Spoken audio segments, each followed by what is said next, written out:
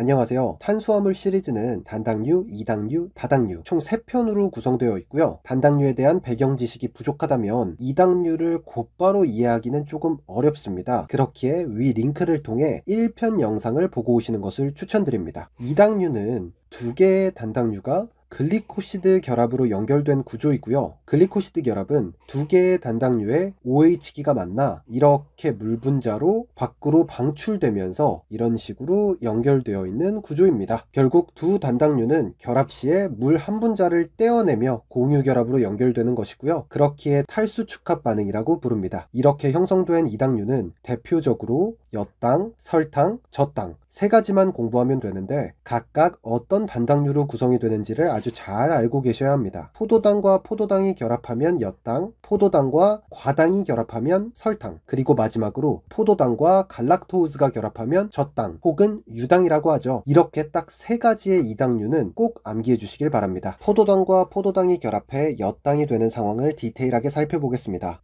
포도당이 선형 구조에서 링 구조로 변화할 때 1번 탄소의 OH기가 CH2OH를 기준으로 아래 있으면 알파, 위에 있으면 베타라고 가르쳐 드렸었죠. 따라서 이당류가 형성이 될 때 결합에 참여하는 단당류가 고리 형태로 참여하기 때문에 각 단당류가 알파 형태인지 혹은 베타 형태인지를 구분을 해주어야 합니다. 엿당을 구성하는 포도당은 모두 알파 형태인 것을 알 수 있고요. 여기를 보시면 첫 번째 포도당의 1번 탄소에 붙은 OH기와 두 번째 포도당의 4번 탄소에 붙은 OH기가 탈수 축합 반응을 거치며 이렇게 물 분자 하나가 빠져나갑니다. 그러면 O 형태로 공유 결합이 이어지겠죠. 이를 글리코시드 결합이 형성됐다 라고 얘기할 수 있는 겁니다. 결합 이름이 조금 복잡해 보이는데 아주 쉽게 결합에 참여하는 OH기가 각각 1번 탄소와 4번 탄소에 존재하기에 해당 결합의 이름을 알파 첫 번째부터 적어주면 돼요. 1 그리고 4 글리코시드 결합이다 라고 부를 수가 있습니다. 마지막으로 두 번째 포도당의 1번 탄소를 보시면 여기가 헤미아세탈기라고 가르쳐 드렸었죠. 즉 두 번째 포도당의 헤미아세탈기는요 첫 번째 포도당처럼 결합에 참여하고 있지 않기 때문에 수용액 상태에서는 얼마든지 고리가 풀릴 수가 있습니다. 그러면 단당류에서 배웠던 것처럼 1번 탄소의 알데히드기가 살아나겠죠. 알데히드기는 반응성이 높기 때문에 자신이 산화되며 남을 환원시키는 특징이 있었습니다. 따라서 이러한 당을 환원당이라고 불렀죠. 즉 엿당은 두 번째 포도당이 결국 고리가 풀릴 수 있기 때문에 환원당이라는 점 꼭 기억하셔야 되는 중요한 사항입니다. 두 번째는 갈락토우즈와 포도당이 결합하여 젖당이 되는 상황을 디테일하게 살펴보겠습니다. 첫 번째로 놓인 갈락토우즈는요 4번 탄소의 OH기가 포도당과 반대에 있는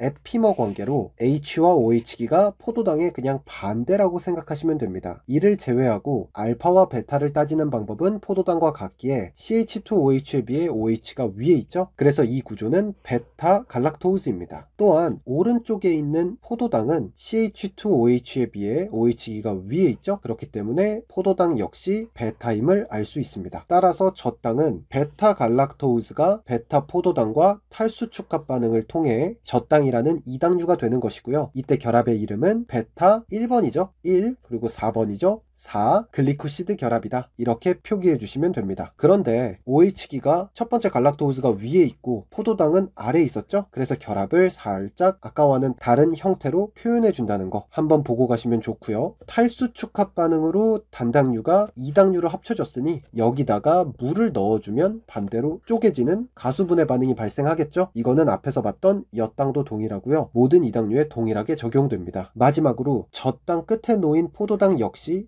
헤미아세탈기가 살아있죠. 그래서 수용액 상태에서 얼마든지 고리가 풀릴 수 있고요. 알데히드기가 살아나기에 환원당이라는 것을 알 수 있습니다. 마지막 세 번째는 포도당과 과당이 결합하여 설탕이 되는 상황입니다. 포도당과 과당도 평범하게 글리코시드 결합을 하는 것 같지만 사실 과당은 좌우가 반전되어 있는 상태입니다. 따라서 헤미케탈기가 존재하는 2번 탄소에 붙은 OH기가 결합에 참여하게 돼요. 또한 좌우가 반전되면서 CH2OH가 아래로 표기가 되었네요. 포도당의 경우 CH2OH를 기준으로 OH기가 위에 있을 때 베타였죠. 방향이 같은 거라고 볼 수 있어요. 이처럼 과당은 CH2OH의 OH기가 지금 방향이 같이 있나 혹은 다르게 있나로 알파 베타를 보시면 되는데요. 같은 같은 방향에 있죠. 따라서 베타 과당이라고 볼 수 있습니다. 따라서 알파 포도당의 1번 탄소 OH와 베타 과당의 2번 탄소 OH가 탈수 축합 반응을 통해 알파 1, 베타 2 글리코시드 결합을 형성했다 라고 표현하면 되는 겁니다. 다른 이당류에 비해 특이한 점은 과당은 고리가 풀릴 수 있는 헤미케탈기의 OH기가 결합에 참여해버렸기 때문에 이당류 중에서 고리가 풀릴 수 있는 구조는 남아있지가 않습니다. 따라서 반응성이 큰 작용기가 나올 수가 없고요. 그래서 비환원당으로 분류되게 됩니다. 즉 그동안 배운 단당류와 이당류 중에 비환원당은 설탕만 존재한다는 거 꼭 기억해 두셔야 됩니다. 만약 어떤 시험을 준비하신다면 하나의 예외만이 존재하니까 시험 문제 나오기 쉽겠죠? 꼭 체크해 두세요. 이제 이당류가 익숙해졌으니 생명과학에서 이당류가 주로 등장하는 포인트 2개만 짚어보겠습니다. 식물은 잎에서 광합성을 통해 만들어낸 포도당을 설탕 형태로 전환하여 체관을 통해 뿌리나 다른 비광합성 기관으로 운반합니다. 그런데 이때 포도당을 왜 하필 설탕으로 전환시켜서 수송하는 걸까요? 그 이유는 다당류는 분자량이 너무 크기 때문에 수송에 적합하지 못한 구조이고요. 단당류와 이당류 중 유일하게 비환원당이 이 설탕이기 때문입니다. 수용액 상태에서 환원당은 고리가 풀려서 알데히드기가 반응성이 높잖아요. 그래서 다른 물질과 반응해버리면 변성이 될 수가 있어요. 그럼 아깝게 만든 포도당이 뿌리나 비광합성 기관으로 가서 잘 쓰일 수가 없겠죠. 그렇기 때문에 비환원당인 설탕 형태로 수송하는 것입니다. 이번에는 인체를 보겠습니다. 식품으로 섭취된 이당류는 무조건 단당류 형태로 분해되어야 소장에서 장 상피세포를 통해 흡수가 가능합니다. 그리고 이 과정을 장 상피세포에 존재하는 막 결합 효소가 도와주게 되죠. 예를 들어 유제품 속에 들어있는 유당, 젖당을 섭취했다면 젖당 분해 요소인 락타아제가 젖당을 포도당과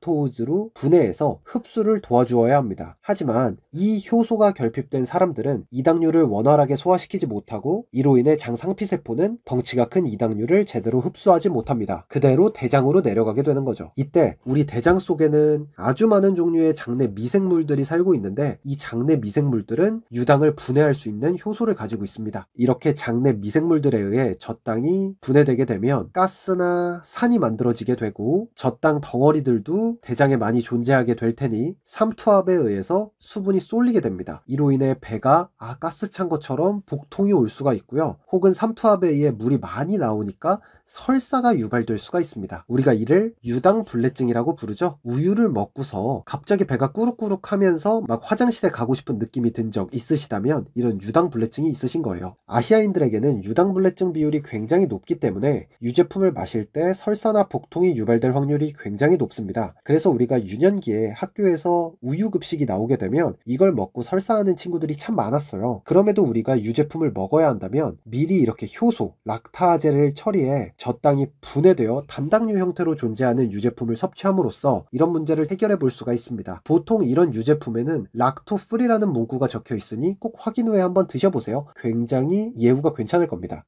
이당류는 벌써 내용이 끝이 났네요. 캠벨 생명과학 기준으로 69페이지에서 70페이지에 있는 내용을 제가 알고 있는 내용들을 조금 더 섞고 더 디테일을 살려서 설명해 드렸습니다. 제 강의 내용이 도움이 되셨다면 구독, 좋아요, 알림 설정 부탁드리고 제가 강의를 제작하는데 조금의 동기부여를 받을 수 있도록 정말 도움이 되었어요 이런 댓글 하나 남겨주시면 참 감사할 것 같습니다. 오늘도 공부하시느라 수고 많으셨어요. 감사합니다.